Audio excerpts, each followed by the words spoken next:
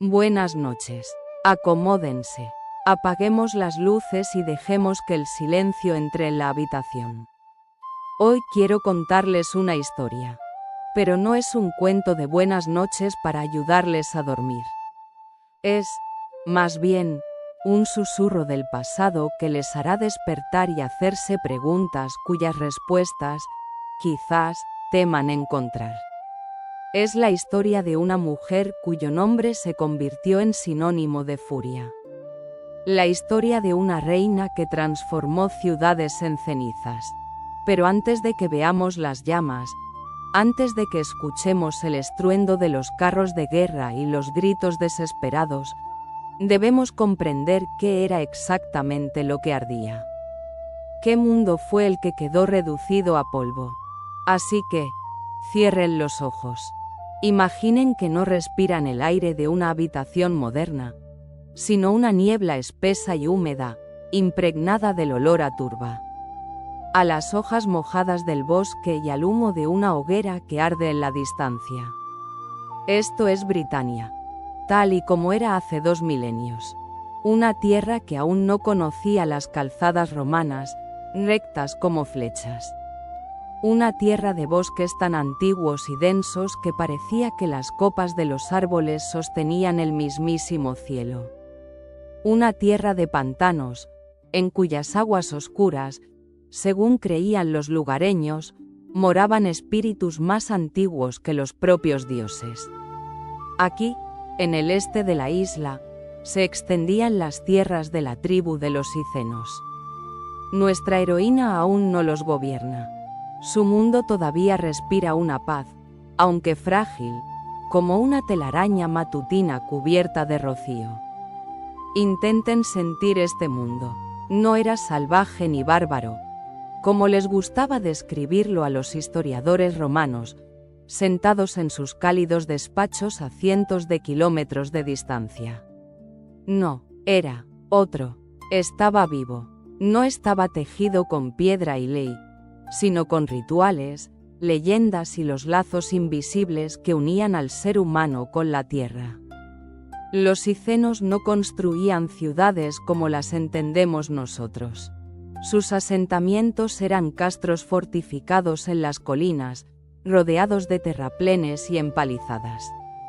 Dentro, casas circulares de madera y arcilla, con techos de paja. En el centro de cada una de estas casas, ardía un hogar. Y ese fuego no era una simple fuente de calor. Era el corazón de la familia, su alma. Mientras el fuego ardía, el linaje vivía. ¿Qué creen que sentiría una persona si unos extraños irrumpieran en su casa y apagaran el fuego de su hogar con la suela de su bota? Guarden esa sensación. La necesitaremos más adelante. Sus vidas transcurrían al ritmo de la naturaleza. Sabían cuándo llegaban las aves, cuándo sembrar la cebada y cuándo recoger el muérdago sagrado de las ramas de los robles. Sus dioses no vivían en templos de mármol, sino en el silbido del viento, en el murmullo del arroyo, en el rugido del trueno. Y hablaban con ellos a través de los druidas, los misteriosos sacerdotes, guardianes del saber, jueces y poetas. Eran los druidas el verdadero poder en aquellas tierras. Los reyes y los jefes escuchaban su susurro, porque se consideraba que ese susurro era la voz de la propia eternidad. Y ahora, lo más importante, la posición de la mujer. Un romano que llegara aquí se habría quedado, por decirlo suavemente, estupefacto. La mujer celta no era la sombra de su marido. Podía poseer tierras, podía disolver un matrimonio si lo consideraba fallido. Su palabra tenía peso en el consejo. Es más, podía ser una guerrera. Podía convertirse en líder. Era algo natural. La fuerza del espíritu se valoraba tanto como la fuerza de los músculos. La mujer no era simplemente la continuadora del linaje. Era su guardiana, la portadora de su honor. y una ofensa infligida a ella era una ofensa infligida a toda la tierra, a toda la tribu. Y en este mundo, impregnado de magia y niebla, nace una niña. No conocemos el día exacto de su nacimiento, no sabemos qué canciones de cuna le cantaban. Pero podemos imaginarla, una niña con el cabello del color de las hojas de otoño, del color del cobre fundido, con unos ojos que reflejaban el cielo gris de su tierra natal. No aprendió a leer y escribir, sino a leer las huellas de los animales. No aprendió retórica, sino a escuchar al bosque. Vio cómo su padre, y más tarde su marido, gobernaban a su pueblo no con órdenes, sino con autoridad. Con persuasión, ella absorbió este conocimiento. Un verdadero líder es aquel que es el corazón de su pueblo. ¿Y qué le sucede a un cuerpo si le arrancan el corazón?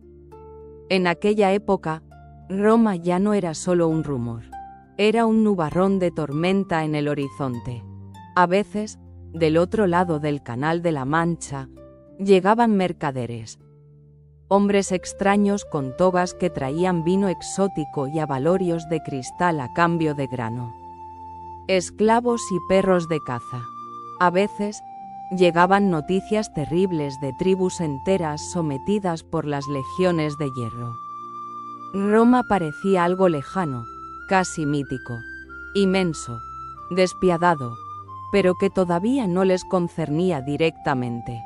Admitámoslo, se parece a cómo a veces oímos hablar de cataclismos lejanos. Nos compadecemos, negamos con la cabeza, pero en el fondo de nuestra alma, estamos seguros de que nuestro pequeño y acogedor mundo nunca se verá afectado. Los cicenos vivían exactamente así. Cultivaban sus campos, celebraban sus fiestas, amaban, reñían, criaban a sus hijos. Creían que sus nieblas los ocultaban de forma segura de la mirada penetrante de un mundo ajeno y depredador. Aún no sabían que esa mirada llevaba mucho tiempo fija en ellos. Que para un imperio inmenso y eternamente hambriento, sus tierras no eran una patria sagrada, sino simplemente un recurso más. Una nueva provincia en el mapa. Una fuente de impuestos y reclutas. Y sus creencias y tradiciones, solo una divertida superstición de bárbaros que debía ser ridiculizada o erradicada. Dos mundos, dos visiones de la vida completamente diferentes, estaban a punto de colisionar. Y esa colisión no tendría lugar en un campo de batalla. Primero, ocurrió en el alma de un hombre, el esposo de nuestra heroína. Este mundo que les he descrito. Un mundo de susurros y nieblas. Un mundo donde el honor de una mujer es sagrado y el hogar familiar es el corazón del universo. Ya estaba sentenciado. Sus habitantes simplemente aún no lo sabían. Pensaban que con el imperio se podía negociar, que se podía entregar una parte para conservar el todo. No comprendían que el imperio no toma una parte, lo toma todo, y en el centro de este error fatal, de este intento de pactar con un huracán, se encontraba el rey de los cicenos, Prasutagus. El hombre que con su última voluntad, dictada por el amor y el miedo, sin saberlo, encendió la mecha que conducía directamente al alma de su esposa. Dejamos a los cicenos en la brumosa somnolencia de su mundo cotidiano, al borde de grandes cambios. Aún no sabían que su destino ya no se decidía en el consejo de la tribu bajo el roble sagrado, sino en los fríos cálculos de un hombre que los amaba, pero que temía por ellos aún más. Ese hombre era el rey Prasutagus, esposo de nuestra heroína, Boudica. Y ahora debemos asomarnos a su alma para comprender el drama que se representó con acento agudo allí mucho antes de que se derramara la primera gota de sangre. Imaginen a Prasutagus, No se parece al caudillo salvaje de los cuentos de terror romanos. Al contrario, lo más probable es que fuera un hombre pragmático, inteligente y, quizás, cansado. Había visto cómo el rodillo de hierro del imperio había aplastado a las tribus vecinas. Había oído hablar de aldeas incendiadas y de miles de personas arrastradas a la esclavitud. Y tomó una decisión que muchos de sus compatriotas consideraban una cobardía, pero que él, probablemente, veía como la más alta sabiduría. No luchó. Se convirtió en amigo y aliado del pueblo romano. Suena bien, ¿verdad? Amigo y aliado. En realidad, esto significaba el estatus de un llamado rey cliente. ¿Y qué es eso sino una esclavitud dorada? Prasutagus conservó su trono, sus tierras, su riqueza. Los romanos no tocaban a su gente, les permitían vivir según sus costumbres.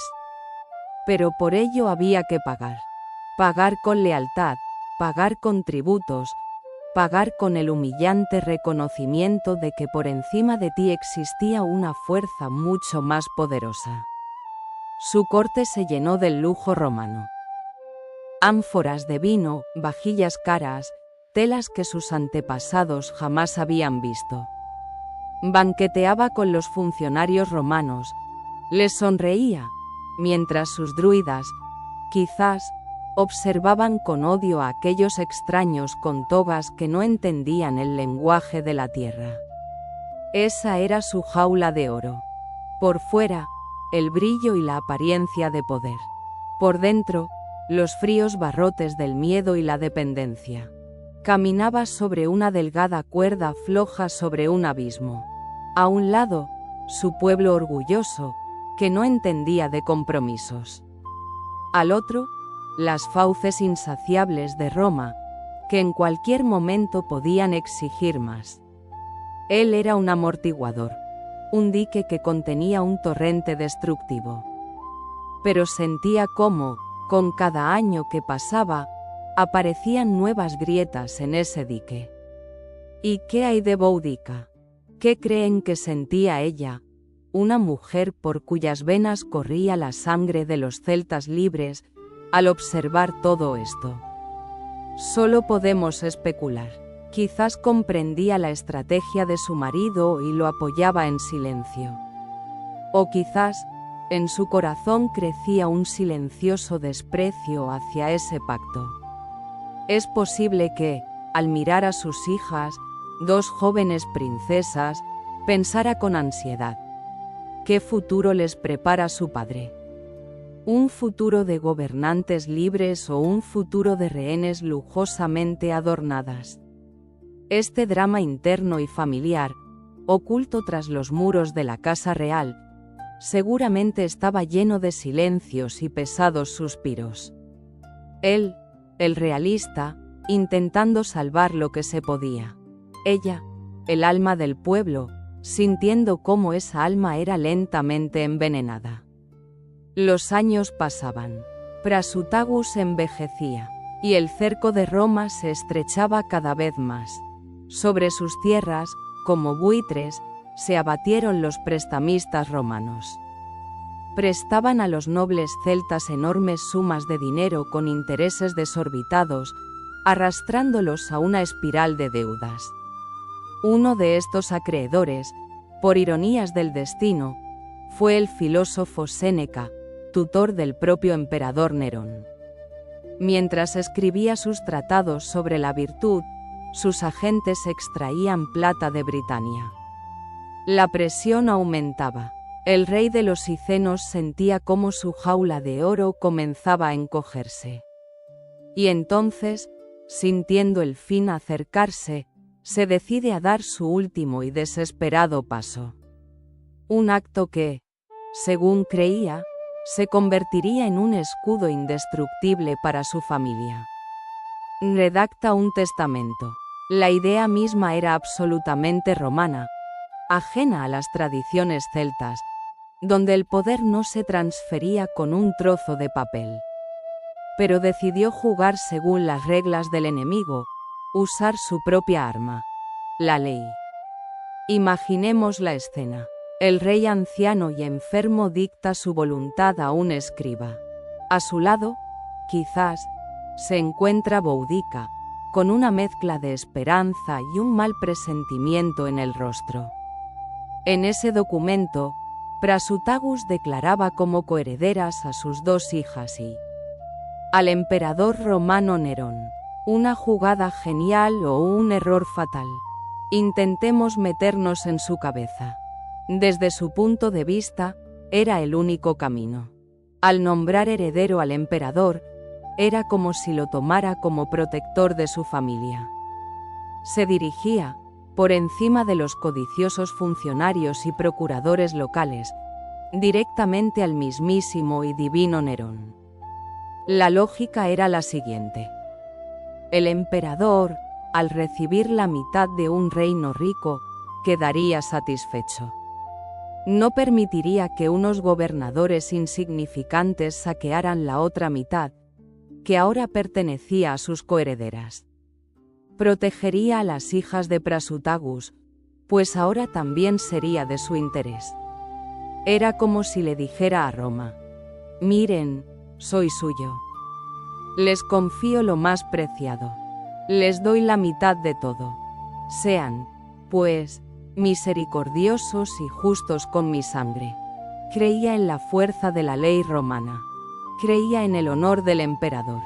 Pensaba que estaba comprando para sus hijas un futuro seguro y próspero. Firma el documento, estampa el sello. Y, quizás, en ese momento siente un gran alivio. Ha hecho todo lo que ha podido. Le ha ganado la partida al destino. Ha encerrado a los lobos en la jaula de sus propias reglas. Al cerrar los ojos por última vez, Prasutagus, rey de los Icenos, probablemente murió pensando que había sido un gobernante sabio. Que su jaula de oro se había convertido en un refugio seguro para sus pequeñas. No sabía, y no podía saber, que en la lejana Roma, su pequeño reino no era visto como un aliado, sino como una fruta jugosa que hacía tiempo que debía ser arrancada y devorada por completo. No sabía que su testamento no sería percibido como un gesto de buena voluntad, sino como una admisión de debilidad. Pensó que dejaba a sus hijas y a su esposa un escudo. Pero en realidad, les había dejado una diana. Y la flecha ya había sido disparada. Dejamos al rey Prasutagus en el frío silencio de la muerte, con la fe inquebrantable en que su última creación, su testamento, se convertiría en un escudo impenetrable para su familia. Pensó que al inscribir el nombre del emperador junto al de sus hijas, las había entretejido en la misma tela de la ley romana, poniéndolas a salvo. Pero el papel, como bien se sabe, es una frágil defensa contra el acero. Y mientras el cuerpo del rey aún no se había enfriado y el humo de su pira funeraria no se había disipado en el brumoso aire de Britania, ya venían a buscar su escudo. Imaginen el silencio que sigue a un funeral. No es esa quietud que trae la paz. Es un silencio resonante, tenso como la cuerda de un arco, el silencio de la espera. Boudica, ahora viuda, vestida de luto, se yergue a la cabeza de su pueblo. Es la regente de sus jóvenes hijas, las reinas. Está de duelo, pero en su dolor no hay debilidad. Hay deber. Espera a los romanos. Espera que lleguen con contención, con el debido respeto, para aceptar formalmente su parte de la herencia y confirmar los derechos de sus hijas. Todavía cree en el mundo construido por su marido, en un mundo de reglas y tratados. Y entonces, llegan. Pero no es una afligida delegación de diplomáticos. Es el chasquido de las sandalias militares sobre la tierra apisonada, es el brillo de las águilas en los estandartes, es el Son las miradas frías y calculadoras de los soldados. A la cabeza no viene un general, ni un cónsul, sino un hombre de otra índole. Su nombre es Catus Decianus. Es el procurador. Para aquellos que no estén familiarizados con la burocracia romana, permítanme aclarar, no es un guerrero, es un financiero. Su campo de batalla no es la llanura, sino el libro de contabilidad. Su arma no es la espada, sino el recibo de una deuda. Y percibía Britania no como una nueva y orgullosa provincia del imperio, sino como una empresa deficitaria que necesitaba urgentemente volver a dar beneficios. A cualquier precio, entra en la Casa Real de los Icenos no como un invitado, sino como un auditor que ha venido a inventariar los bienes de un pueblo en bancarrota. Con él, sus hombres, centuriones, escribas, recaudadores de impuestos. No miran a Boudica como a una reina, miran a través de ella. Para ellos, no es más que una parte del inventario, una mujer local, un molesto obstáculo en el camino hacia las riquezas de su difunto marido. Y entonces llega el momento de la verdad. El testamento de Prasutagus se lee en voz alta, y la respuesta no son gestos de entendimiento. Es un silencio helado y despectivo, peor que cualquier grito. Y a continuación, el procurador Catus Decianus le explica a la viuda su lógica, la lógica romana. Y en esa lógica hay algo verdaderamente monstruoso. Desde su punto de vista, todo es extremadamente simple. Prasutagus era un rey cliente. Ese estatus le fue concedido por Roma a título personal. Y con la muerte de Prasutagus, ese estatus queda anulado. Su reino, sus tierras, todas sus posesiones pasan automáticamente a ser propiedad total del imperio. ¿Y el testamento? Es simplemente un papel ridículo. ¿Cómo puede un bárbaro cualquiera dictar su voluntad al emperador? ¿Cómo se atreve a llamarlo coheredero, como si fueran iguales? No, esto no es un regalo. Es una insolencia, y debe ser castigada. Y de inmediato, como surgidos de la nada, aparecen otros documentos. Los recibos de las deudas. Resulta que todos aquellos enormes préstamos que los financieros romanos, incluido el sabio Séneca, habían distribuido generosamente entre la nobleza icena, ahora debían ser devueltos de forma inmediata y completa. Con intereses. No hay con qué pagar. Bueno, entonces Roma se cobrará en propiedades, en tierras, en ganado, en personas. Reconozcámoslo. En esto hay una lógica propia que hiela la sangre. No se parecía a una incursión salvaje de bárbaros. Era un procedimiento de expropiación frío, metódico y burocrático. Los soldados y los escribas se dispersan por las tierras de los icenos. Irrumpen en las casas. No se limitan a robar, hacen inventarios.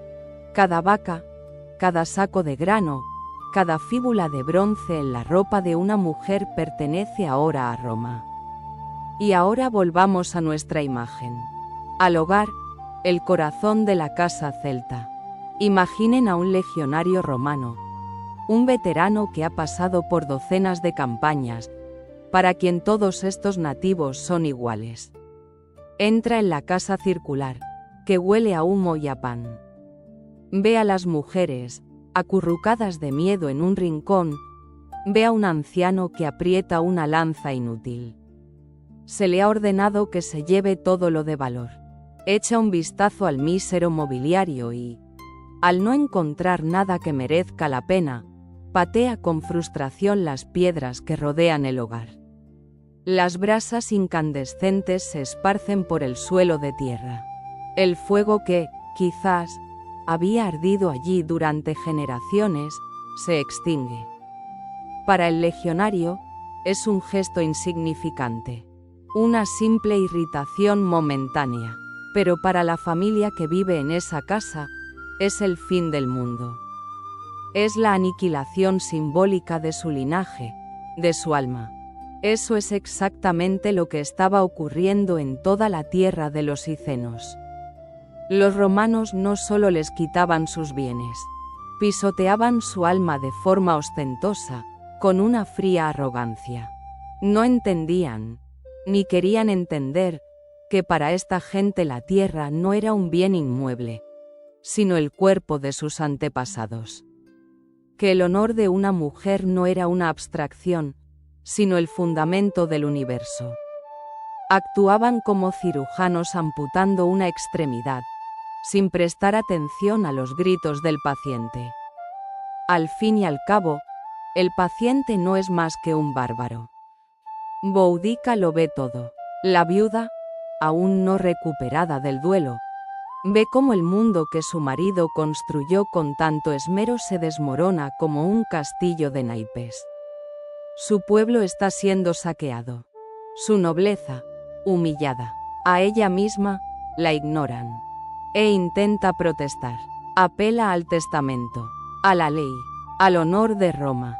Todavía cree que es un malentendido monstruoso, que es la extralimitación de un funcionario codicioso. Se presenta ante Catus Decianus, sin armas, solo con la fuerza de su dignidad real. Intenta hablar con él, persuadirlo, exigir. Aún no comprende que hablan idiomas diferentes, incluso si utiliza un intérprete de latín. Ella habla el lenguaje del honor y la tradición. Él solo entiende el lenguaje de la fuerza y el dinero. Ella pensaba que aquello era una negociación. Aún no sabía que era el preludio de un castigo. Dejamos a Boudica a las puertas del cuartel general romano, todavía vestida con la armadura de su dignidad real, todavía creyendo en el poder de la palabra y la justicia. Había venido a exigir, a apelar a la ley, a ese mismo testamento que fue la última voluntad de su marido. Pensó que sería una conversación difícil. No sabía que, sencillamente, no habría conversación. Imaginen esta escena. A un lado, la reina celta, alta, majestuosa, con una melena de cabello de fuego. Su ropa son los emblemas de su linaje, sus joyas, la historia de su pueblo. Su voz, acostumbrada a mandar, suena firme. Al otro lado, Catus Decianus, un hombre con una toga impecablemente blanca, pulcro, satisfecho. No la mira como a una igual. La mira como a una curiosidad exótica, como a un animal parlante que, por alguna razón, se ha creído demasiado importante. Ella le habla de derechos, del tratado, del honor. Y él, posiblemente, ni siquiera la escucha. Solo oye un ruido irritante. Para él, todo su discurso es el balbuceo de una salvaje que no comprende el simple orden de las cosas. Existe Roma, y existen todos los demás. Roma manda. Los demás obedecen.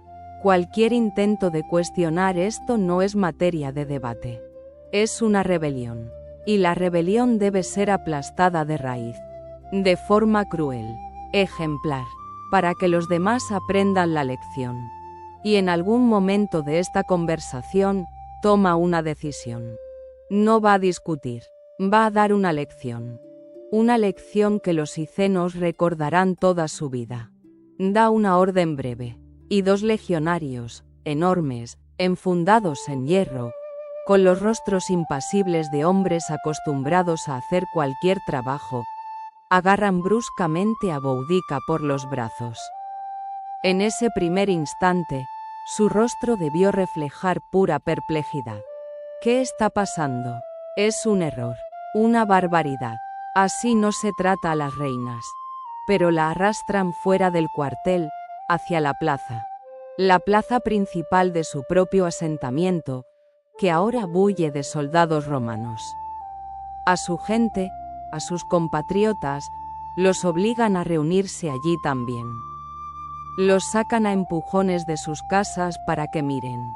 para que se conviertan en cómplices de esta humillación. Y ahora, lo más terrible. Intenten verlo con sus ojos. Ella está de pie en el centro de un círculo. A su alrededor, los rostros ajenos y risueños de los soldados. Y tras sus espaldas, los rostros de su pueblo. Y en esos rostros, el horror, la vergüenza, la impotencia. Son los hombres que le juraron lealtad. Son las mujeres que veían en ella a su protectora. Y ahora, todos ellos, simplemente, miran como a su reina. La atan a un poste. Le arrancan el manto real. Dejan su espalda al descubierto. Y el cielo sobre su cabeza, el cielo gris y familiar de Britania, en ese momento, debió de rompérsele en 1000 pedazos. Todo su mundo, todas sus ideas sobre el honor, la dignidad, sobre su lugar en este mundo. Todo se derrumba en un instante. Deja de ser una reina. Deja de ser una mujer. A los ojos de aquellos hombres, se convierte en solo un cuerpo. Un objeto para el castigo. Silban las varas. El primer golpe no es tanto dolor como conmoción. Un fuego helado que atraviesa no solo la piel, sino el alma. Y tras él, un segundo. Un tercero. Y con cada golpe, se desprende de ella todo lo que era. Su orgullo, su estatus, su fe en cualquier tipo de orden. Solo queda una sensación animal y punzante de vergüenza. La vergüenza de ser vista. De que su pueblo la vea así. Quebrantada, humillada, indefensa. Ese era el objetivo. No causarle dolor. El dolor cicatriza. Sino destruirla como símbolo. Matar a la reina a los ojos de sus súbditos. Mostrarles. Aquí tienen a su gobernante. Podemos hacer con ella lo que queramos. Y ustedes no pueden hacer nada. No son nadie. Y su tierra es nuestra. Pero los romanos no se detuvieron ahí. Decidieron arrancar la raíz, envenenar el futuro mismo. Cuando una boudica maltratada y apenas con vida fue arrojada al suelo, ante sus ojos se perpetró algo aún más espantoso. Algo para lo que nuestro lenguaje solo tiene palabras pálidas e inexpresivas. Sus hijas, 2 jóvenes princesas, las 2 herederas. Los soldados cometieron sobre ellas el último ultraje. Ante los ojos de la madre. Ante los ojos de toda la tribu. No fue simplemente un acto de violencia sobre los cuerpos de 2 muchachas. Fue la profanación simbólica de toda la tierra de los Icenos, de todo su futuro. Fue veneno inyectado en las raíces mismas de su árbol genealógico. Cuando todo terminó, un silencio de muerte se apoderó de la plaza. Los romanos, habiendo hecho su trabajo, se marcharon. Estaban satisfechos. Les habían dado a los bárbaros una lección práctica de obediencia. Habían apagado el fuego de la rebelión antes incluso de que pudiera avivarse. En el suelo, entre el polvo y la sangre, quedaron 3 figuras femeninas. Una reina y 2 princesas. Y a su alrededor, un pueblo paralizado por el horror. Nadie se atrevía a acercarse. Nadie sabía qué decir. ¿Qué se puede decir en un momento así? Cualquier palabra habría sido un sacrilegio. Los romanos pensaron que aquel día habían obtenido una victoria. Que habían quebrado la voluntad de toda una tribu al destruir a su reina. No entendían una cosa. Ellos, efectivamente, mataron aquel día a la reina Boudica, la esposa de Prasutagus, la gobernante que buscaba la paz. Pero del fuego de aquella humillación inimaginable, de las cenizas de su alma pisoteada, en ese preciso instante, nacía algo distinto. Algo que aún no tenía nombre. Algo terrible, primitivo e imparable, como un incendio forestal. La dejamos en el suelo, rota, profanada, en el silencio sepulcral de una plaza llena de testigos mudos de su deshonra. Los romanos se habían ido, seguros de que el trabajo estaba hecho. Pensaron que la habían quebrado. Y, en cierto modo, tenían razón. Aquella Boudica, la reina diplomática, la viuda del pacificador Prasutagus, murió efectivamente aquel día junto al pilar de la infamia. Pero no tuvieron en cuenta una simple ley de la naturaleza. El vacío siempre se llena con algo.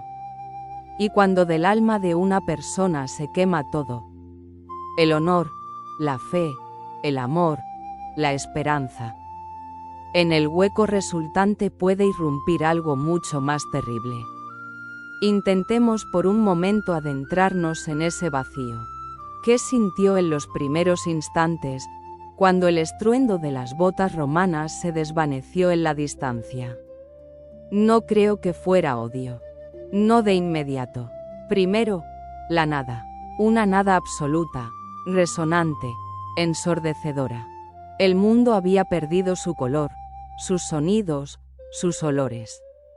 Solo existe el dolor en la espalda, un dolor sordo, caliente, punzante.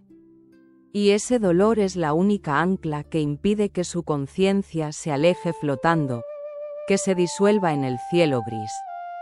Y entonces llega un sonido, un gemido bajo y ahogado. Y ese sonido la devuelve a la realidad. No proviene de su pecho, proviene de donde yacen sus hijas. Y en el momento en que su mirada encuentra sus cuerpos desgarrados, el vacío explota. En él irrumpe algo en comparación con lo cual el dolor de las varas es apenas la picadura de un insecto. Es un sentimiento familiar para todo padre. Un sentimiento monstruoso y abrumador de culpa e impotencia cuando no has podido proteger a tu hijo. Eso fue lo que la rompió por completo. No su propia humillación, no el dolor, sino la mirada de su hija. Una mirada en la que ya no había nada de niña. Solo vergüenza, dolor y una pregunta muda. Mamá, ¿por qué no ayudaste? Y esa pregunta la quemaría hasta el final de sus días, mucho más que la marca en su espalda. Se arrastra hacia ellas, las abraza, susurra algo, palabras de consuelo vacías y sin sentido en las que ni ella misma cree. Y es en ese abrazo, en ese abismo compartido de dolor, donde se produce la reacción alquímica. El dolor, la vergüenza, la pena, la furia maternal. Todos esos sentimientos, cada uno de los cuales por separado podría matar a una persona, comienzan a fundirse en uno solo. Se cristalizan, se transforman de una fuerza destructiva en algo sólido, frío y afilado, como un fragmento de obsidiana. Imaginen su monólogo interior, todos los pensamientos que bulían en su cabeza. Mi marido, él les creyó, les dio la mitad del reino para protegernos. Y he aquí su protección. He aquí su ley, he aquí su honor. Recuerda su rostro, sus esperanzas, su última voluntad. Y toda su vida, toda su estrategia de compromisos, le parece ahora un error gigantesco y trágico. Él intentó construir un puente. Y ellos usaron ese puente para venir a quemar su casa. Mi pueblo, miraron, vieron a su reina de rodillas. Y en sus ojos no había ira. Había miedo. Tienen miedo. Ya están rotos. Comprende que su humillación no es solo su tragedia personal.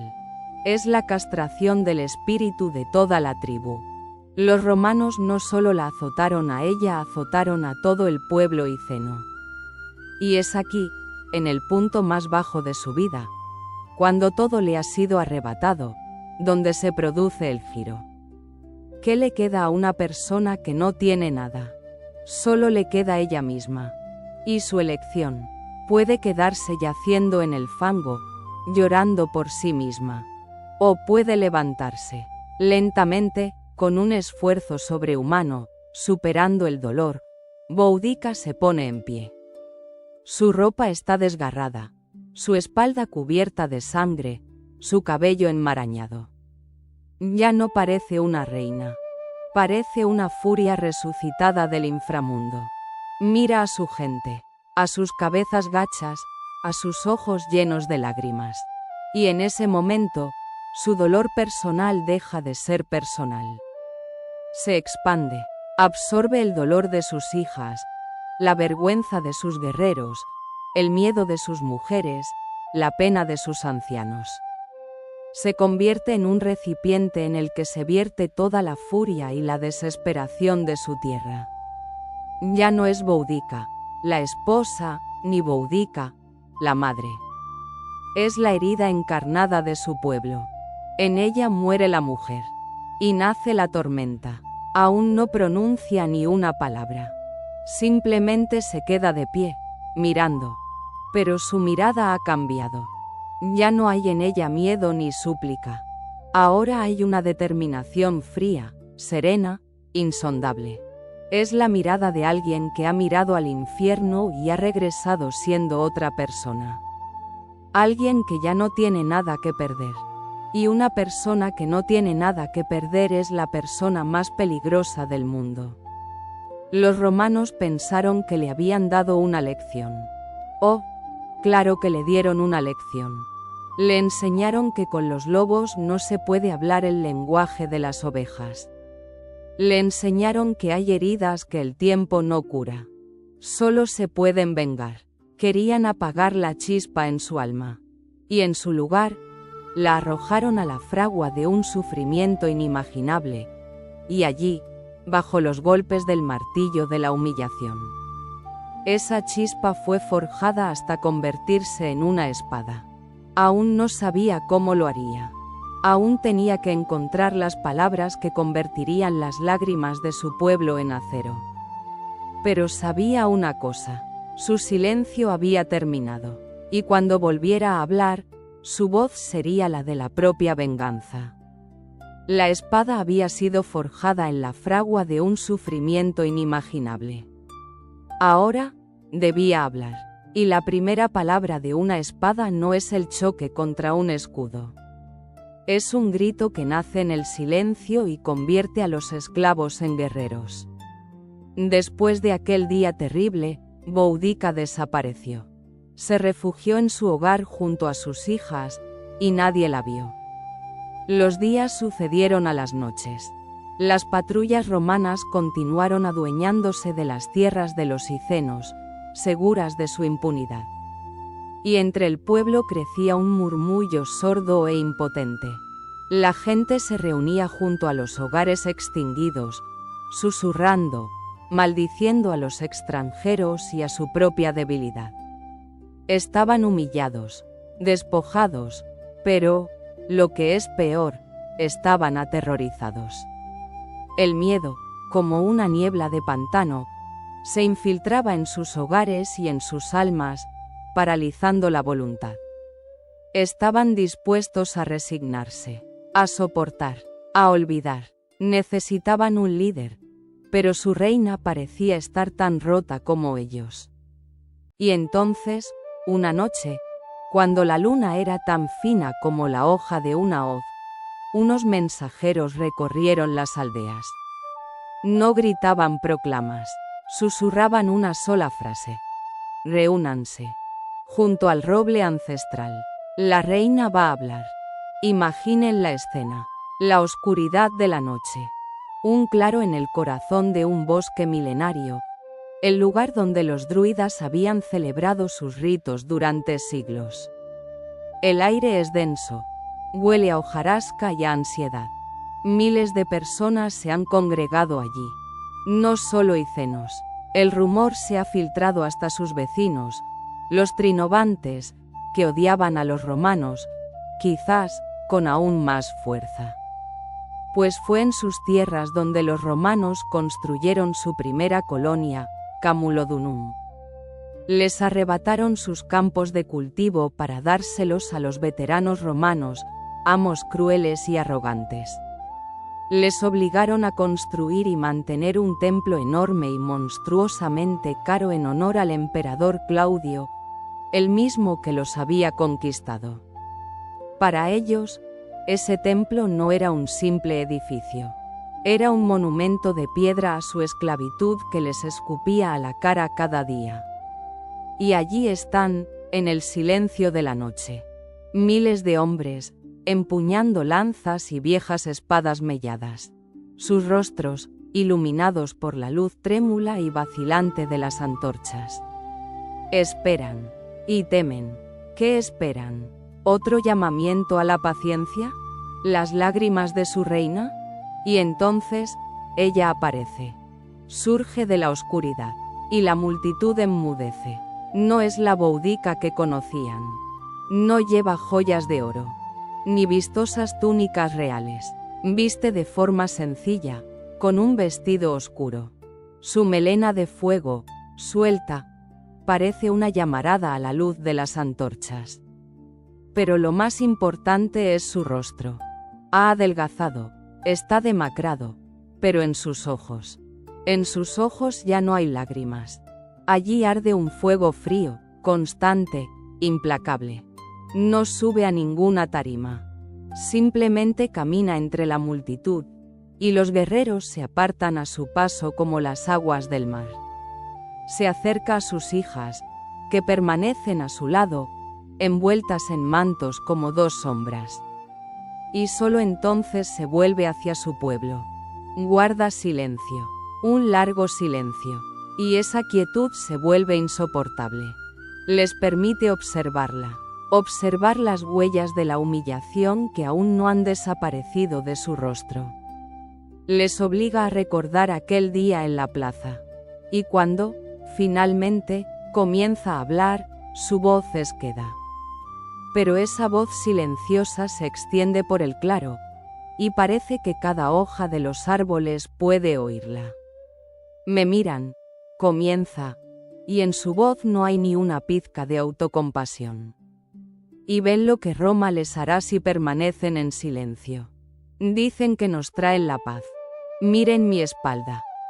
Esa es su paz. Dicen que nos traen la ley. Miren a mis hijas. Esa es su ley.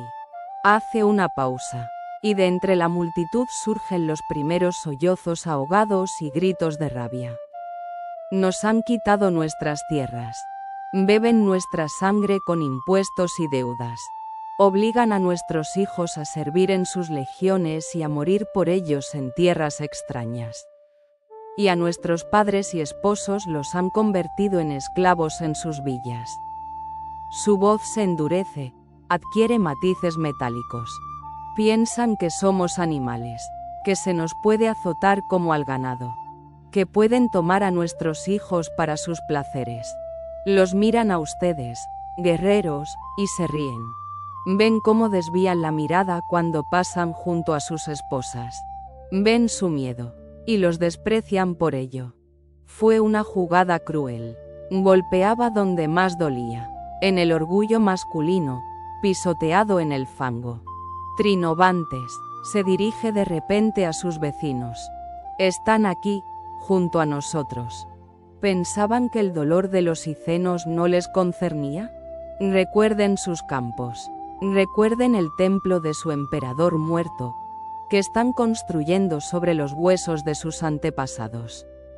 Ya están bebiendo de su copa, y cuando la apuren hasta el fondo, irán a por la siguiente.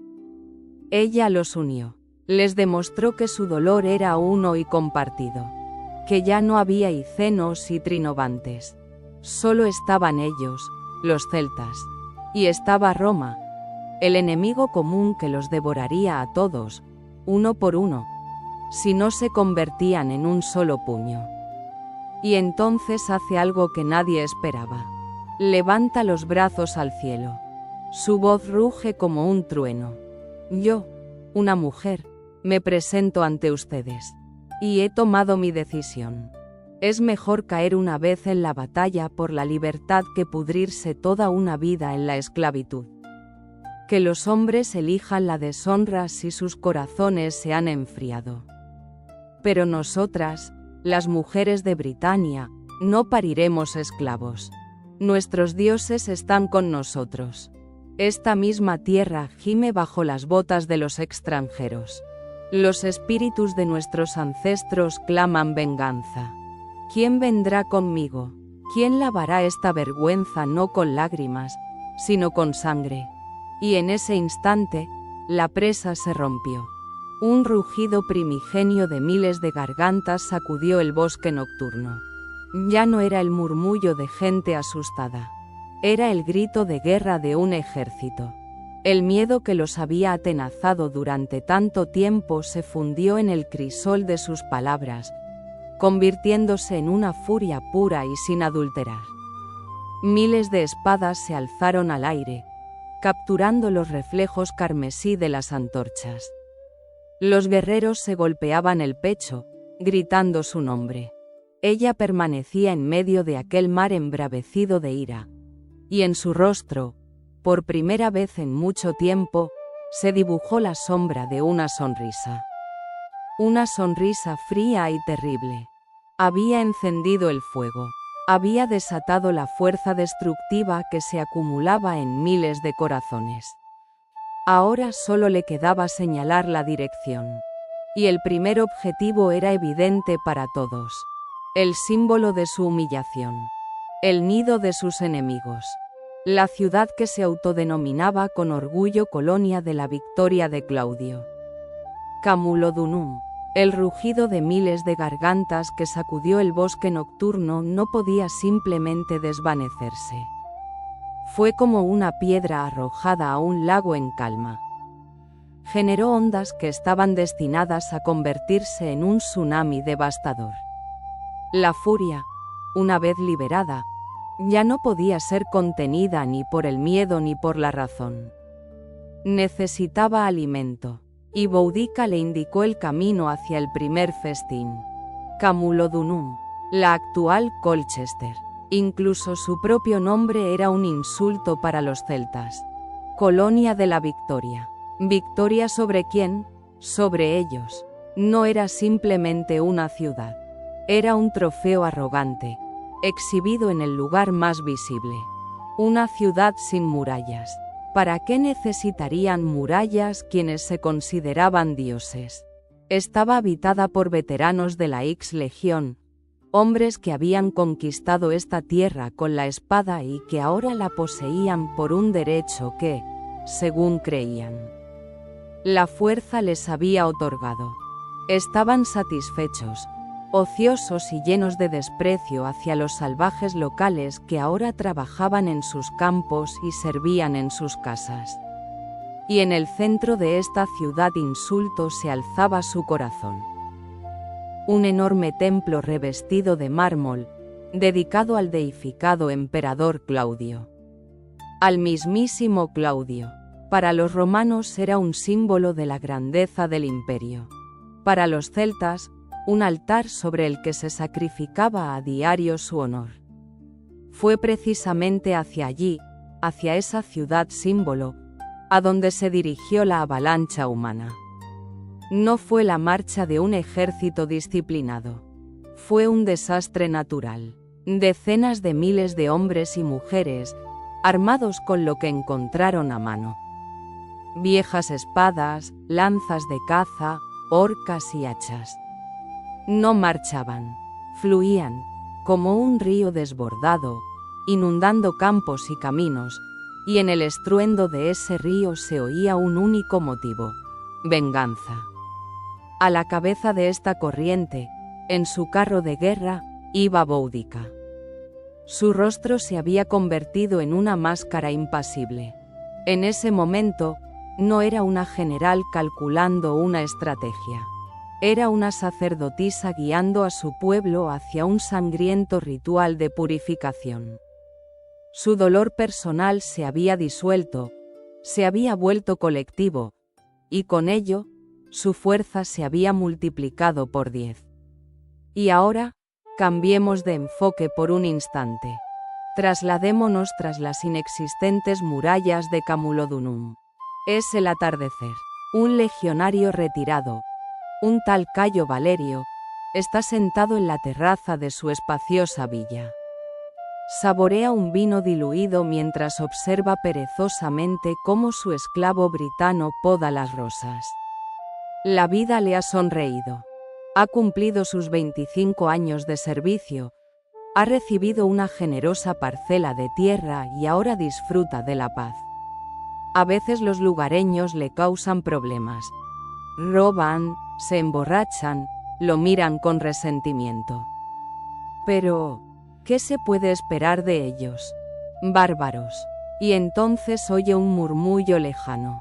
Al principio no le da importancia.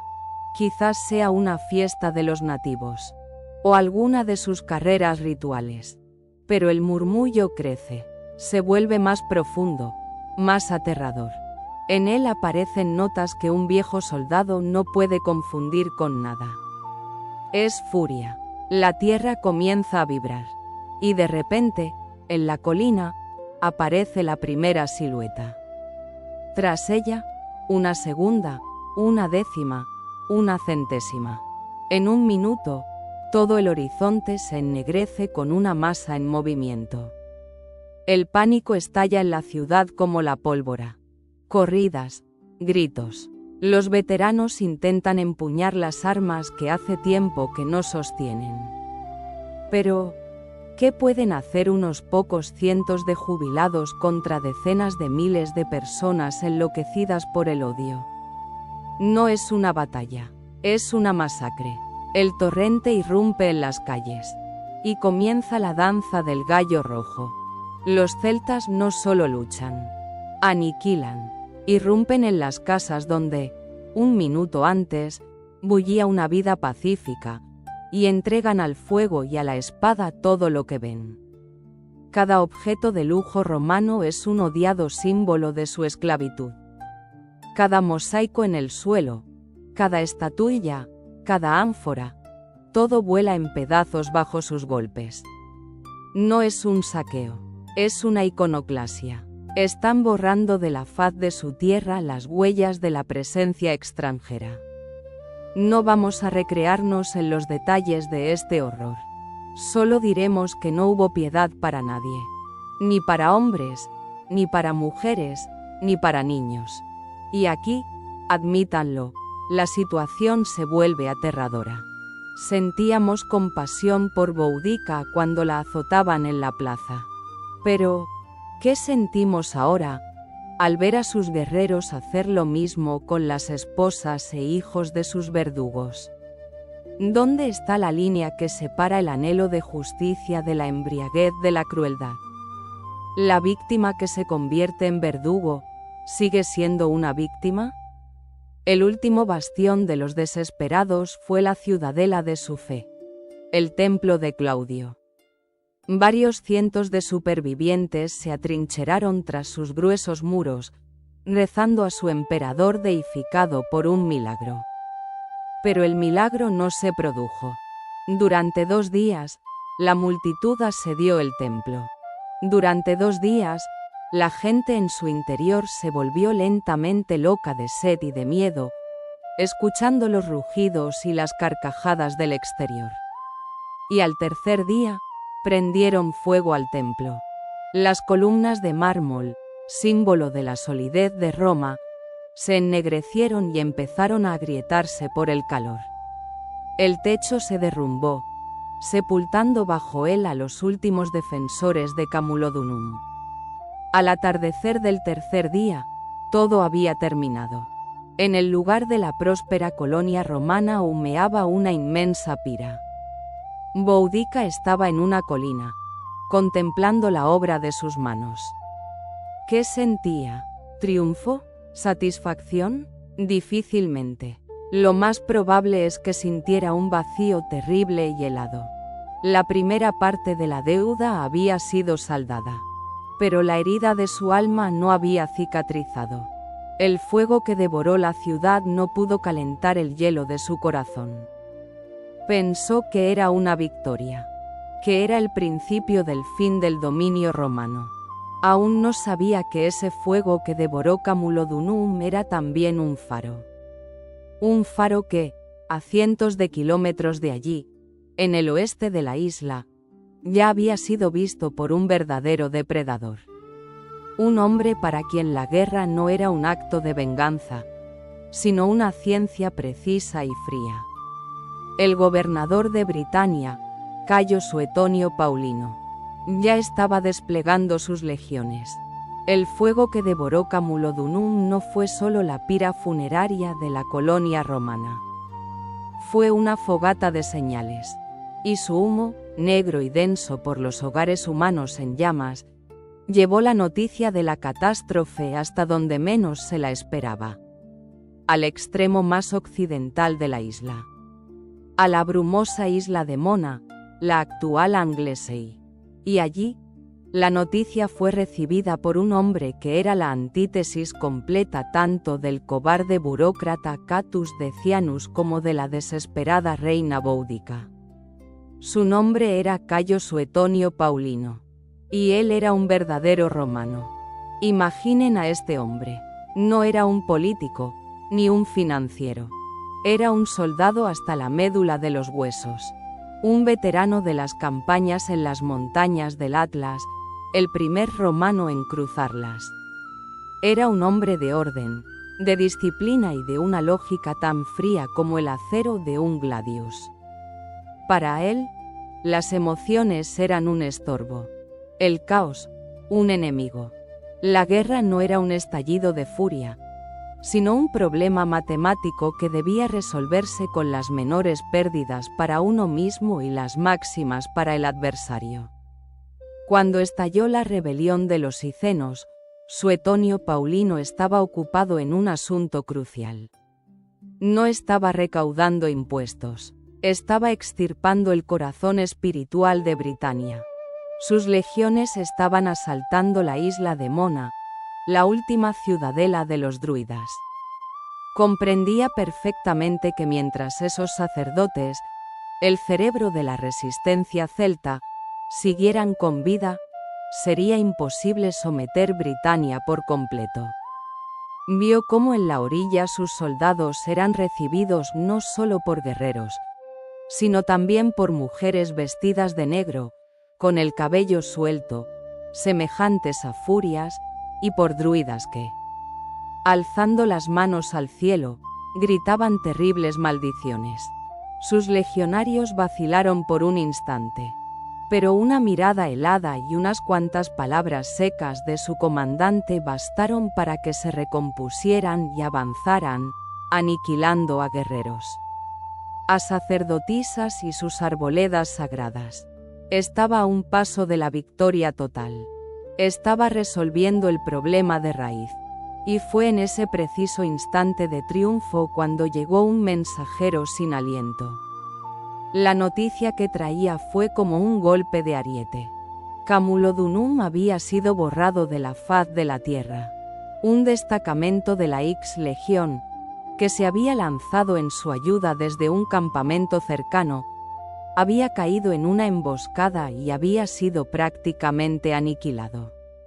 El procurador Catus Decianus, el mismo que había provocado todo este sangriento caos, había huido vergonzosamente al continente. Toda la parte sureste de la provincia estaba en llamas. ¿Cómo creen que reaccionó Suetonio? ¿Estalló en cólera? ¿Entró en pánico? No. Estoy casi seguro de que en su rostro no tembló ni un solo músculo. Simplemente, desplegó un mapa. Para él, aquello significaba una cosa. La tarea se había complicado. Habían surgido nuevas variables. El águila estaba atrapada. Él, con sus mejores fuerzas, la XIV Legión y parte de la XX, se encontraba allí, en el oeste.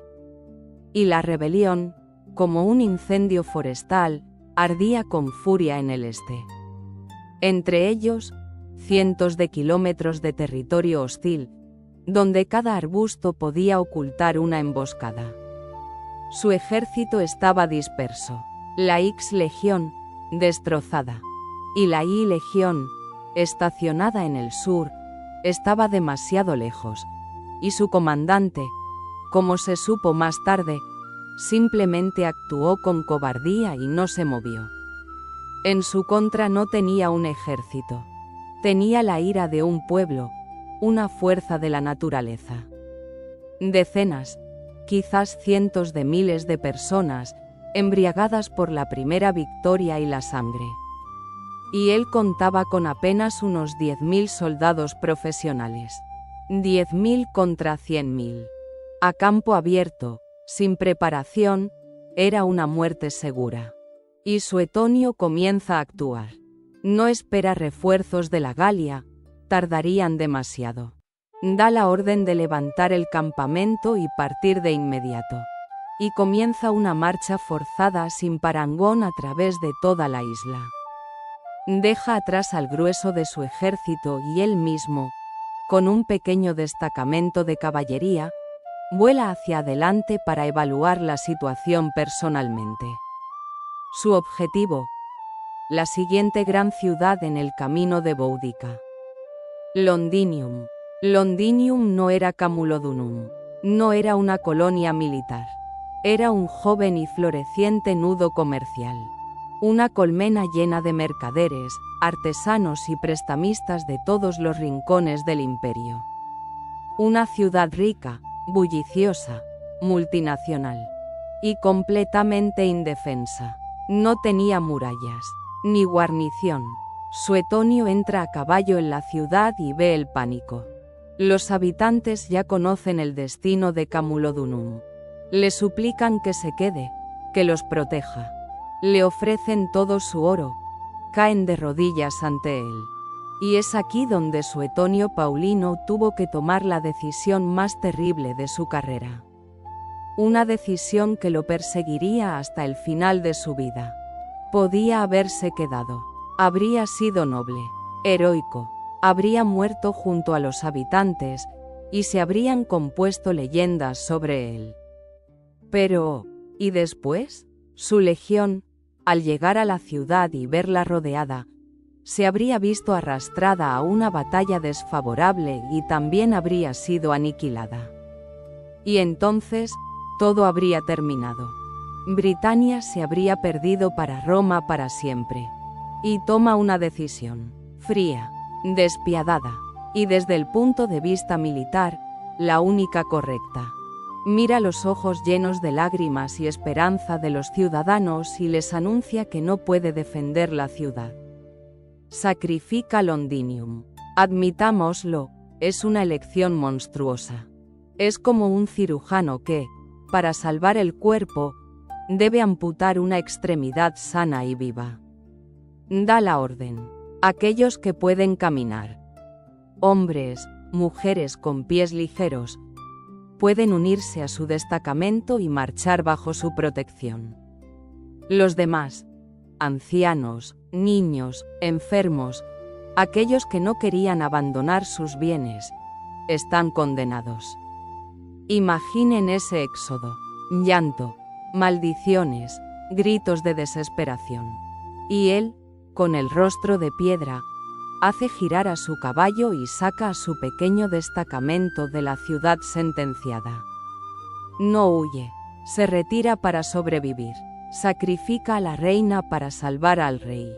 Le deja a Boudica un cebo, sabiendo que ella no podrá resistirse y se lanzará sobre él.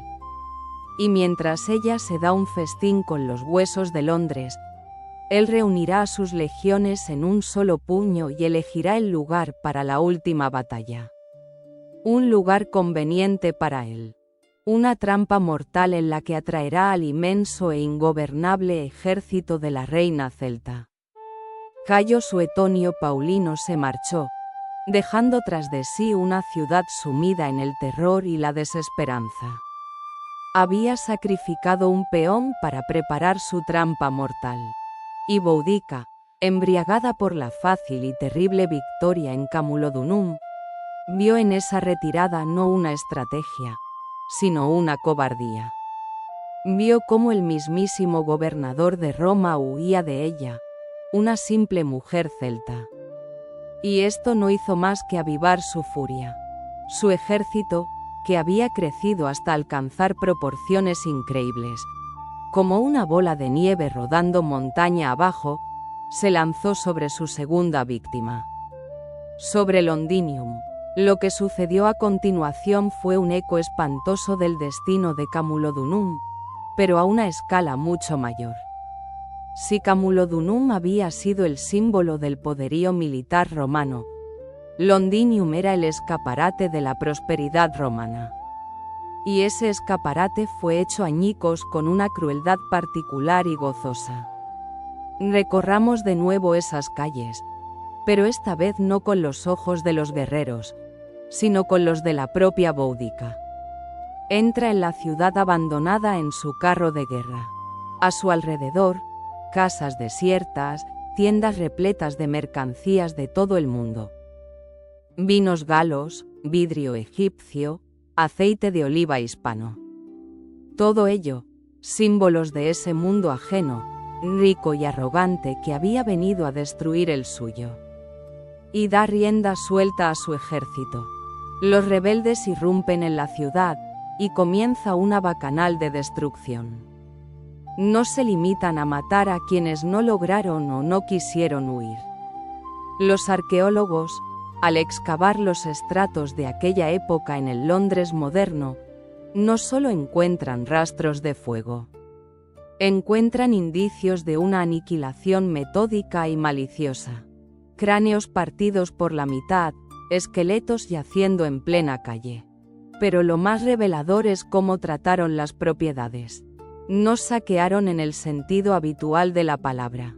Destruyeron. Rompieron las costosas ánforas, pisotearon las finas telas, quemaron los almacenes llenos de grano. Era una venganza no por la riqueza, sino por el mero hecho de su existencia. Era la furia del pobre que quema un palacio no para llevarse el oro, sino para que el dueño del palacio no pueda seguir disfrutando de su lujo. Y de nuevo nos planteamos esa pregunta incómoda. ¿Qué sentía Boudica al ver todo aquello? Cuando veía a sus guerreros hacer a las mujeres y niños romanos lo mismo que los romanos habían hecho con sus hijas, ¿encontraba en ello una amarga satisfacción? ¿O en lo más profundo de su alma abrasada se agitaba algo parecido al horror ante el genio que había liberado de la botella? El historiador romano Tácito, nuestra principal fuente, aunque no imparcial, escribe sobre terribles rituales que los rebeldes celebraban en sus arboledas sagradas. No se limitaban a quitar la vida. Ofrecían a los prisioneros en sacrificio a sus dioses, en particular a la diosa de la victoria, Andraste. Eran ritos crueles, acompañados de festines y un regocijo salvaje. Es difícil decir hasta qué punto esto es cierto y hasta qué punto es propaganda romana que intentaba presentar a los celtas como salvajes sanguinarios. Pero, como se sabe, donde hay humo, hay fuego. La rebelión había cruzado una línea más allá de la cual ya no hay justos ni culpables. Solo existe una espiral de violencia que se acelera con cada nueva vuelta. Boudica, posiblemente, ya no controlaba esa fuerza desatada. Era su símbolo, su estandarte. Pero la multitud, que había probado la sangre y la destrucción, vive según sus propias leyes. Exige más y más víctimas. Y la tercera víctima no se hizo esperar. Después de Londinium, cayó Verulamium, la actual Street Albans, otra próspera ciudad romano-britana. Y de nuevo, la misma firma. Fuego y espada. No hubo piedad para nadie. Según los cálculos del mismo Tácito, durante esta sangrienta marcha fueron exterminados unos 70.000 romanos y sus aliados. 70.000. Piensen en esa cifra. Es la población de una ciudad moderna entera. De pie sobre las cenizas de Verulamium, Boudica se encontraba en la cima de su poder. Había logrado lo imposible. Había unido a las tribus dispersas. Había destruido las 3 mayores ciudades romanas de Britania. había obligado al gobernador romano a huir. A los ojos de su pueblo, no era simplemente una reina. Era la encarnación viviente de la diosa de la venganza. Los guerreros la idolatraban. Creían que los conduciría a la victoria final y expulsaría a los romanos de su tierra para siempre. Pero, como suele ocurrir, es en el momento del máximo triunfo cuando ya germinan las semillas de la futura derrota. La embriaguez del éxito es un enemigo terrible. El ejército de Boudica era inmenso, pero no era un ejército en el sentido romano. Era una turba ingobernable y heterogénea. Carecían de disciplina. No tenían un suministro organizado, se alimentaban de lo que saqueaban por el camino. Además, absortos en la guerra, habían dejado pasar el tiempo de la siembra. Quemaban los graneros romanos sin pensar en qué comerían en invierno. Y lo más importante, habían empezado a creer en su propia invulnerabilidad. Veían que los romanos huían y decidieron que simplemente les tenían miedo. No comprendían que el león que se retira a la sabana no huye. Está atrayendo a la manada de antílopes a una posición cómoda para el salto. Mientras tanto, Suetonio Paulino no perdía el tiempo. Mientras Boudica se regodeaba en su venganza, él, habiendo reunido finalmente a sus legiones, la XIV, parte de la XX y unidades auxiliares, en un solo puño, elegía cuidadosamente el lugar para la batalla decisiva. No buscaba un simple campo. Buscaba la trampa perfecta. Y la encontró. El festín sobre los huesos de 3 ciudades había terminado. El ejército de Boudica, hinchado como un río en crecida, estaba en la cima de su gloria y poder. Avanzaban, seguros de que el último bastión de Roma estaba a punto de caer, de que Suetonio Paulino, habiéndose acorralado a sí mismo en algún lugar del centro de la isla, sería aplastado por su número. Trajeron consigo a sus familias. Tras la masa principal de guerreros se extendían interminables hileras de carros, en los que iban sentadas mujeres y niños. Habían venido a presenciar la última y decisiva victoria. Habían venido, como a un teatro, para ser testigos del triunfo. ¿Qué creen que fue aquello? ¿Arrogancia? ¿O una fe en su causa tan ciega que ni siquiera podían imaginar la derrota? Mientras tanto, Suetonio Paulino había dejado de retirarse. Había encontrado lo que buscaba. Un lugar que los historiadores llaman convencionalmente Watling Street. Imaginen el paisaje. No era una llanura abierta. Era un valle estrecho, o un desfiladero, con laderas empinadas y cubiertas de un denso bosque a ambos lados, y un bosque igualmente impenetrable a sus espaldas. Ante los romanos se extendía un terreno abierto, por el que debían avanzar los celtas. ¿Comprenden la genialidad de esta elección? Suetonio se colocó voluntariamente en una posición sin retirada posible. El bosque a su espalda no solo era una protección contra los flanqueos, sino también una señal clara para sus soldados. Detrás de nosotros no hay nada. O vencemos aquí, o morimos. Pero lo más importante es que convirtió la principal fortaleza de Boudica, su monstruosa superioridad numérica, en su mayor debilidad. El estrecho valle no permitía a los celtas desplegar su frente. Tendrían que atacar de frente, comprimiéndose en un cuello de botella donde sus miles de hombres se enfrentarían solo a cientos de romanos en cada momento. Estaba obligando a un huracán a filtrarse por el ojo de una cerradura. Y así, los dos ejércitos se enfrentaron. Dos mundos. Dos universos completamente diferentes. A un lado, un mar de gente. Una multitud inmensa, ruidosa y abigarrada. Decenas de miles de guerreros, con los cuerpos pintados de azul, agitaban sus lanzas, golpeaban las espadas contra los escudos, gritaban insultos y entonaban himnos de guerra. Su rugido, según los testigos, hacía temblar la tierra. Detrás de ellos, en semicírculo, se alineaban aquellos mismos carros con las familias, creando una especie de anfiteatro para el espectáculo venidero.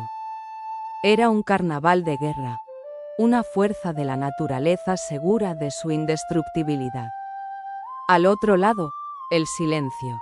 10.000 hombres, formados en filas perfectas y silenciosas.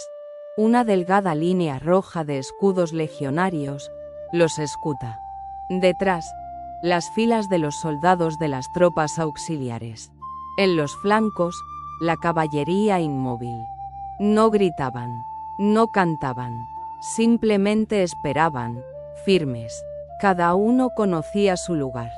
Cada uno conocía su maniobra. No era una fuerza de la naturaleza.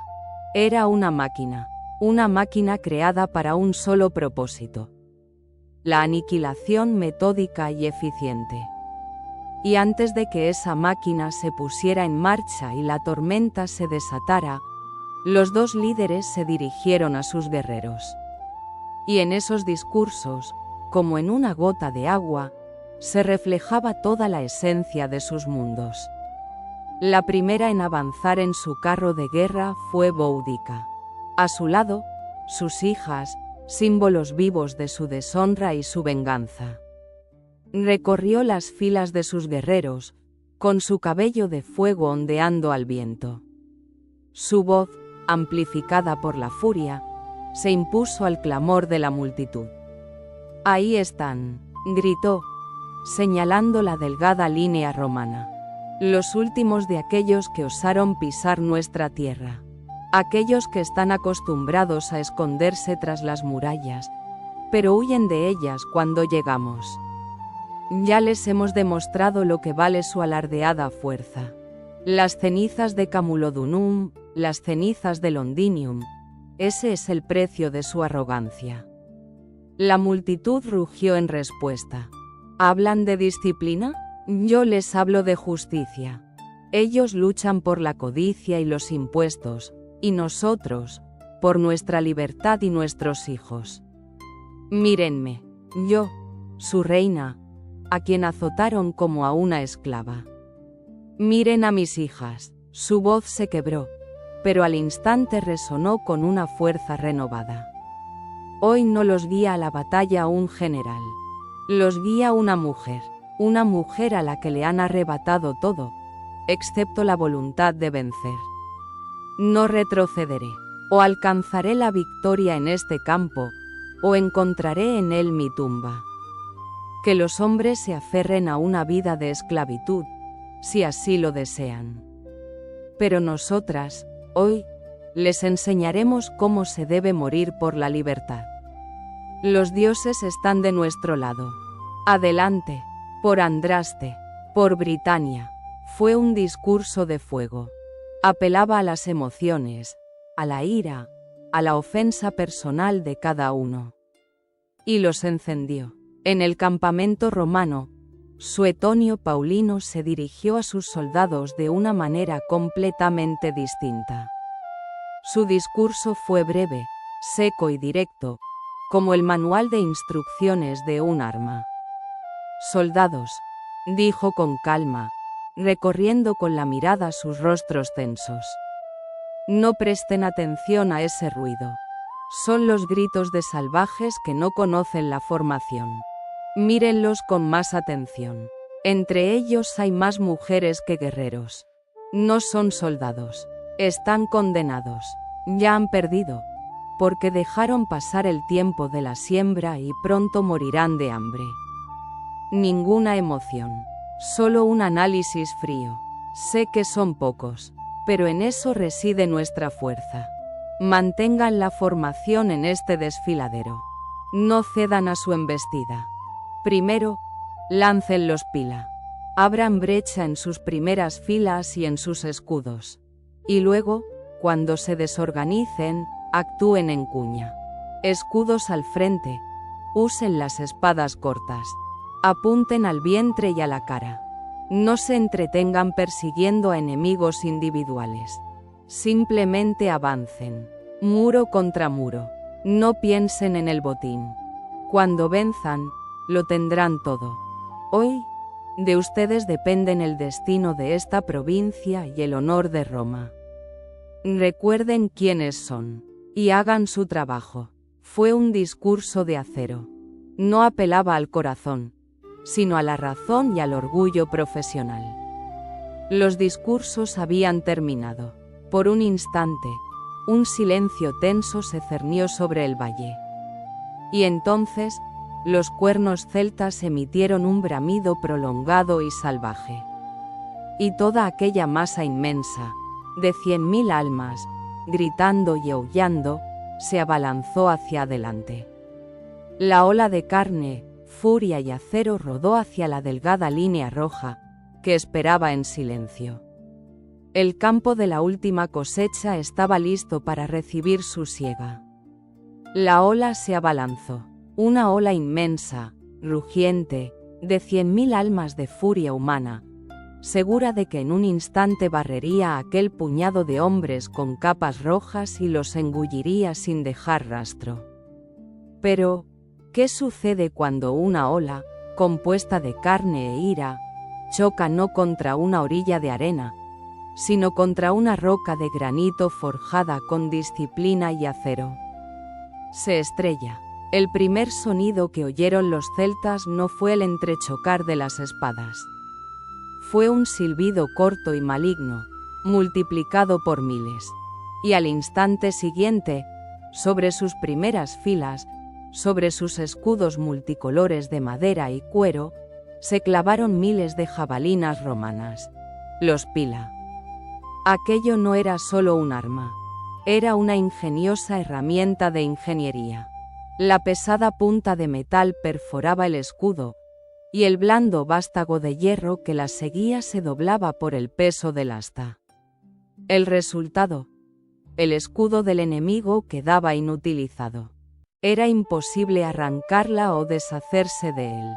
El escudo se arrastraba por el suelo, entorpeciendo el movimiento, convirtiendo al guerrero en un blanco torpe e indefenso. La primera línea de ataque tropezó. El ariete viviente que debía reventar la formación romana se convirtió en un lodazal viscoso de hombres enredados en sus propios e inútiles escudos. Y en el momento en que su embestida se ahogó, Suetonio Paulino dio la segunda orden. Y la roca de granito se puso en movimiento. No se lanzó a un contraataque furioso. No. Las legiones romanas avanzaron con un paso lento e inexorable. Las tres líneas, dispuestas en formación de tablero de ajedrez, comenzaron a converger, formando las famosas cuñas. No era una batalla, era un trabajo, una picadora de carne, lenta, metódica y terrible en su eficacia. Las primeras filas de los celtas, con sus largas espadas de tajo, se encontraron en una situación desesperada. En la densa melé, donde no había espacio para blandir sus armas, éstas se volvieron inútiles. Mientras, los romanos, protegidos por el muro de sus enormes escudos rectangulares, usaban sus gladii cortos y punzantes. No eran golpes, eran estocadas, rápidas, precisas, mortales. Al vientre, a la garganta, a la cara, y todo aquel muro rojo, erizado de aguijones de acero, avanzaba lentamente, paso a paso, dejando tras de sí un claro de cadáveres. La ola no solo se había estrellado, retrocedía, presa del pánico y el horror. Boudica, de pie en su carro de guerra, lo veía todo.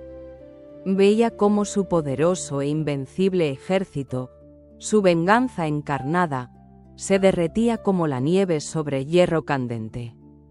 Sus gritos, sus arengas, se ahogaban en los estertores de los moribundos y el chirrido del acero. Ante sus ojos, la fuerza de la naturaleza se convertía en una multitud enloquecida, mientras la máquina continuaba con su monótono trabajo. Y entonces sonó la señal de los cuernos romanos, y entró en acción la caballería. Los jinetes romanos, que hasta entonces habían permanecido en los flancos, golpearon los bordes del ejército celta, comprimiéndolo, empujándolo hacia el centro, convirtiendo la retirada en una estampida de pánico. Y fue entonces cuando se activó la última y más terrible parte de la trampa de Suetonio, la que los propios celtas habían construido. Los carros, aquel anfiteatro desde el que sus familias debían contemplar su triunfo. La multitud de guerreros en fuga chocó contra aquella barrera de cientos de carros, animales y personas. Comenzó el infierno. No había vía de escape. La gente se aplastaba entre sí. Guerreros, mujeres, niños, todo se mezcló en una única masa que gritaba en agonía. Y por detrás, el muro de escudos romanos avanzaba inexorablemente, continuando con su labor. No hubo piedad. Los romanos mataban a todos, no por crueldad, sino por un frío cálculo. No estaban destruyendo un ejército. Estaban destruyendo la posibilidad misma de una nueva rebelión. Cuando los últimos gritos se extinguieron y las espadas por fin callaron, el silencio se cernió sobre el valle. Un silencio que era más aterrador que cualquier grito de guerra. El campo de la última cosecha había recogido su siega. Según los cálculos romanos, aquel día murieron cerca de 80.000 britanos. 80.000. Las bajas romanas. 400 muertos. En algún lugar al borde de aquel campo de muerte, en el bosque al que la habían arrastrado sus últimos guardaespaldas supervivientes, se encontraba Boudica. Contemplaba en qué se había convertido su sueño de libertad. No era simplemente una derrota. Era un exterminio. Había traído a su pueblo hasta aquí, a este campo. Creyeron en ella. La siguieron. Y ella los condujo a esta fosa común. El fuego de su alma, que había ardido con tanta furia, se extinguió. Solo quedó una ceniza fría y pesada. La ceniza de la culpa. La ceniza de la desesperación. Lo había perdido todo de nuevo. Pero la primera vez le arrebataron su honor y a sus hijas. Hoy, ella misma, con sus propias manos, había sacrificado a todo un pueblo. Se quedó mirando la obra de sus manos, y la amargura de la derrota era incomparablemente más terrible que la humillación de las varas romanas. Aquella humillación había dado a luz a una furia. Esta derrota había matado todo lo que vivía en ella. Solo quedaba una cáscara vacía, llena de dolor.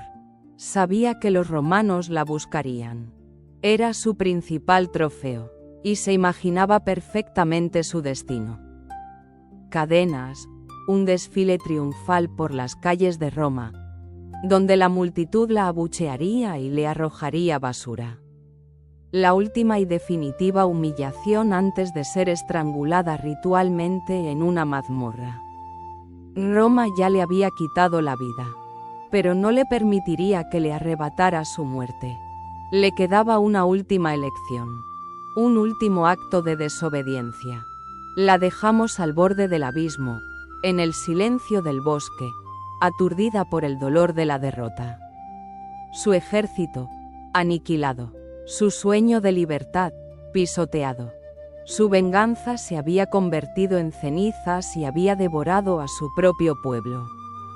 Por delante, solo la captura inevitable y la última y más refinada humillación, esa que tanto aman los vencedores.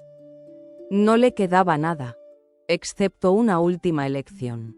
La noche descendió sobre el campo de la última cosecha. Una noche que no trajo ni paz ni olvido. En el campamento superviviente, oculto en la profundidad del bosque, no se oían cantos de victoria ni lamentos. Solo había una quietud densa, viscosa como el fango de un pantano, la quietud de la desesperación. Los pocos que habían sobrevivido estaban sentados junto a las hogueras agonizantes, mirando el fuego con los ojos vacíos. Ya no eran guerreros, eran fantasmas, y entre esos fantasmas estaba su reina.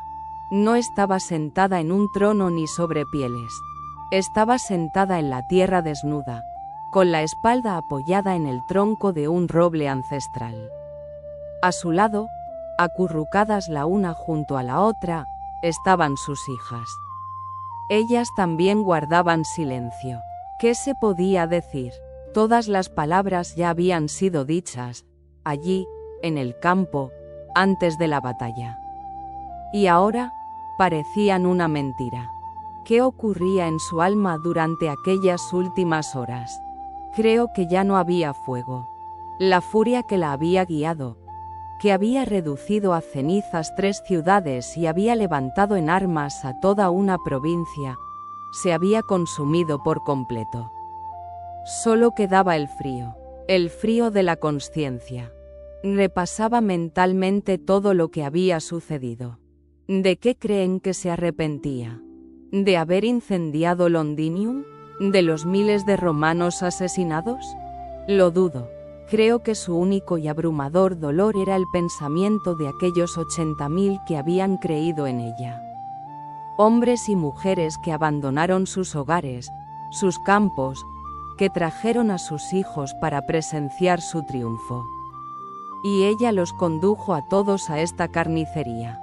Ella, que quería vengar la humillación de su familia, acabó sacrificando a miles de otras familias.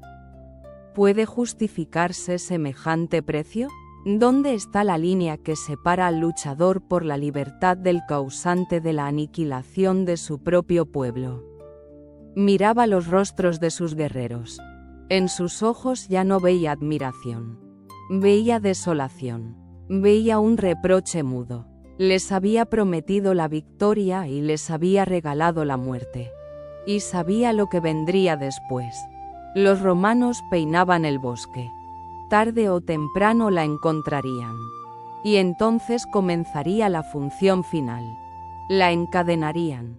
La pasearían por las calles de las ciudades que ella misma había quemado. Y después, Roma. Un grandioso triunfo en honor a Cayo Suetonio Paulino. Y ella, la pieza principal de la exhibición. A ella, la reina de los Cicenos, la harían desfilar por la vía sacra hasta el Capitolio. La multitud rugiría, le arrojaría desperdicios. Disfrutarían de su deshonra. Le mostrarían al mundo entero lo que les sucede a quienes desafían al imperio. Ya había sufrido una humillación pública una vez, y fue precisamente eso lo que la convirtió en lo que llegó a ser. Permitir una segunda y última humillación significaría anularlo todo. Hacer que toda su guerra, toda su venganza, careciera de sentido. Significaría admitir que ellos tenían razón. Admitir que no era más que una salvaje a la que se podía azotar y luego exhibir en una jaula para diversión de la plebe. No, eso no sucedería. Llamó a uno de los últimos druidas que le eran fieles. Él la comprendió sin necesidad de palabras. Se adentró en la oscuridad y regresó con una pequeña copa de arcilla. Contenía un líquido oscuro y espeso. Un brebaje de bayas de tejo. El árbol que los celtas siempre habían asociado con el tránsito al otro mundo. Tomó la copa. Sus manos no temblaban. Miró a sus hijas. Su camino debía terminar aquí, junto a ella. Evitar que sobrevivieran para experimentar un nuevo ciclo de deshonra era su último deber como madre. No fue un acto de desesperación. No fue una rendición. Fue su última batalla. Su último acto de desobediencia. Le arrebató a Roma su victoria definitiva. Podían tomar su tierra, matar a su gente, pero no podían arrebatarle su muerte. Ella misma decidía cuándo y cómo terminaría su historia. Era su última elección. La elección de una mujer libre que prefirió el remedio rápido y amargo contra la esclavitud al lento veneno de la humillación. Se llevó la copa a los labios. En ese último instante, ante sus ojos, quizás no desfiló el fuego del Londinium ni el campo sembrado de cadáveres, sino aquel otro mundo, el mundo de su juventud. Un mundo que olía a niebla y a turba. El mundo que había intentado proteger. El mundo que desapareció para siempre en las llamas de su propia rebelión. Su corazón se detuvo en el silencio del bosque nocturno. Pero, ¿se detuvo su historia? Oh, no, apenas estaba comenzando. Los romanos nunca obtuvieron su triunfo. No encontraron el cuerpo de Boudica. Sus fieles enterraron a su reina según las costumbres de sus antepasados, en un lugar secreto, y ese secreto murió con ellos. Y esa fue su primera victoria póstuma. Al no tener un cuerpo que exhibir, Roma no pudo poner el punto final. En lugar de un trofeo, obtuvo una leyenda. Un fantasma. La ironía del destino fue también cruel con su vencedor. Cayo Suetonio Paulino, el brillante general que salvó Britania para Roma, fue llamado de vuelta a la capital poco después. El emperador Nerón consideró sus métodos demasiado crueles. Su victoria había sido demasiado sangrienta. Había ganado una batalla, pero casi pierde la guerra, convirtiendo toda la provincia en un desierto calcinado y lleno de odio. Roma aprendió la lección. Los imperios no se construyen solo con la fuerza. A veces, la clemencia es un arma más eficaz que la espada. Y durante largos siglos, Boudica desapareció. Quedó reducida a una simple línea en los anales de los historiadores romanos. Tácito, que era yerno de otro gobernador de Britania, y Dion Casio. La describieron como una bárbara salvaje y sanguinaria, una mujer de una furia incontenible. La historia, como bien se sabe, la escriben los vencedores. Pero los fantasmas saben esperar. Su momento llegó 1500 años después. En Inglaterra reinaba otra gran soberana, la reina Isabel y fue entonces cuando los eruditos redescubrieron las obras de Tácito.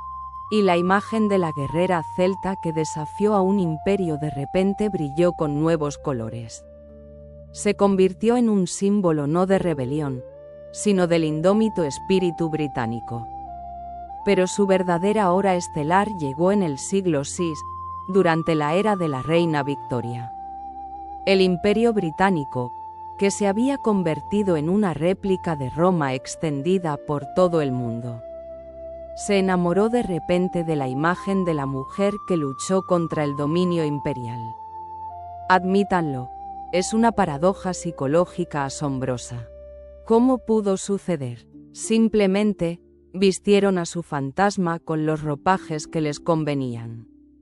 De bárbara rebelde, se transformó en una noble reina patriota, defensora de su tierra natal. Se convirtió en la madre de la nación, la primera Gran Britana. Su nombre, que resonaba con el de Victoria, ambos significan victoria, las convirtió en una suerte de hermanas a través de los siglos. El apogeo de esto fue la erección en 1902 de la famosa estatua junto al puente de Westminster, cerca del Parlamento. Boudica en su carro de guerra, formidable y majestuosa, contempla hasta el día de hoy ese mismo Londres que una vez redujo a cenizas. La víctima se convirtió en el símbolo de la fuerza de ese mismo imperio, heredero de Roma, contra el que luchó. La hoguera de nuestra historia casi se ha consumido. El relato ha llegado a su fin. Hemos recorrido todo el camino junto a ella. Desde la orgullosa reina en un frágil mundo de nieblas hasta la viuda humillada. desde la furia ígnea hasta la comandante de un ejército de muertos y, finalmente, hasta el monumento de bronce y el eterno fantasma de la historia.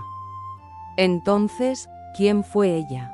¿Una asesina sanguinaria que ahogó en sangre a decenas de miles de inocentes? Sí, si la miramos con los ojos de un colono romano de Londinium. ¿Una heroína nacional, símbolo de la lucha por la libertad? Sin duda, si la miramos desde la Inglaterra victoriana. La primera feminista, una mujer que en un mundo de hombres se atrevió a empuñar no solo el cetro, sino también la espada. Y eso también es verdad. Su historia no es simplemente un relato de un pasado lejano. Es un espejo eterno en el que podemos mirarnos. Es la historia de cómo la humillación puede convertirse en el combustible de una fuerza inaudita. De cuán fina es la línea que separa la ira justa de la crueldad más absoluta. Y de cómo el deseo de venganza, incluso el más justo, es capaz de quemar no solo a tu enemigo, sino también a ti mismo junto con tu mundo. Nunca sabremos cómo fue en realidad. Su verdadera voz se silenció para siempre en aquel bosque nocturno.